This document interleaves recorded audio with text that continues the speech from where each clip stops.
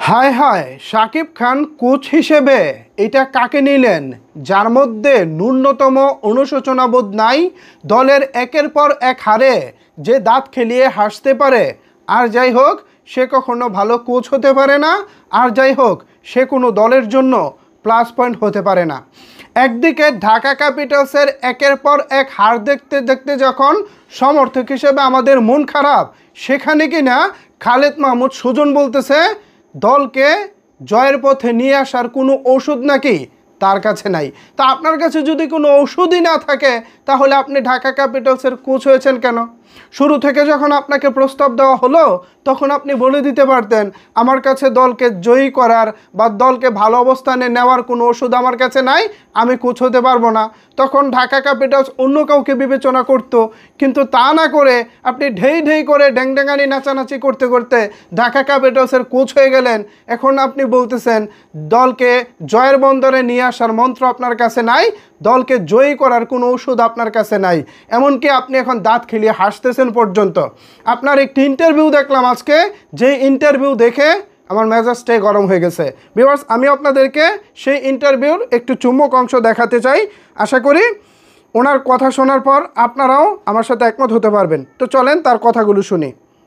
হচ্ছে না কোনোভাবেই, আসলে কোনো ওষুধেই কাজ হচ্ছে না, কোনো ওষুধেই কাজ হচ্ছে না, কোনো ওষুধেই কাজ হচ্ছে না, কোনো ওষুধেই কাজ হচ্ছে না। আসলে তো কোনো ওষুধে যদি কাজ না হয়, তাহলে আপনি কোচ হিসাবে এখন আছেন কেন? আপনি পদত্যাগ করে চলে যান। ঢাকা ক্যাপিটালস যারা খেলোয়াড় আছে, এরা নিজেরাই একটা টিম বানিয়ে নিজেরাই খেলতে পারবো। এমন কোনো কোচের দরকার নাই যে কোচের কাছে কোনো ওষুধ নাই, এমন কোনো কোচের দরকার নাই যে কোচ দলের এতগুলো হারের পরও মিডিয়ার সামনে এসে দাঁত খেলিয়ে হাসতে পারে। আর যাই হোক, সেই কোচের আমাদের ঢাকা ক্যাপিটালসের দরকার নাই।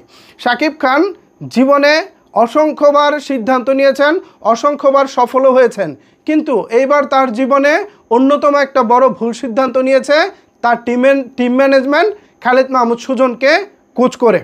আমি এইটা সবসময় বলবো, আমার সাথে কে একমত হবে না হবে সেটা অন্য হিসাব, বাট আমি বলবো শাকিব খানের জীবনের অন্যতম বড় ভুল হচ্ছে খালেদ মাহমুদ সুজনকে কোচ করা। যে কোচের আন্ডারে ঢাকা ক্যাপিটালস এবং দুর্বার ঢাকা, গতবারের যে বিপিএলের দলটা ছিল দুর্বার ঢাকা এবং হচ্ছে ঢাকা ক্যাপিটালস, টোটাল এখনও পর্যন্ত 18টা ম্যাচ হেরেছে। গত 19 ম্যাচের মধ্যে 18টা ম্যাচ হেরেছে এই খালেদ মাহমুদ সুজনের কোচিংয়ে। এবার বুঝতে পারতেছেন তো উনি কত বড় মাপের, ভালো মাপের একজন কোচ। ওনার মতো কোচ আজীবনের জন্য ঢাকা থেকে ব্যান করা হোক, ওনাকে আর কখনোই ঢাকার কোনো কোচ হিসাবে দেখতে চাই না, সেটা যে কোনো মালিক পক্ষই আসুক।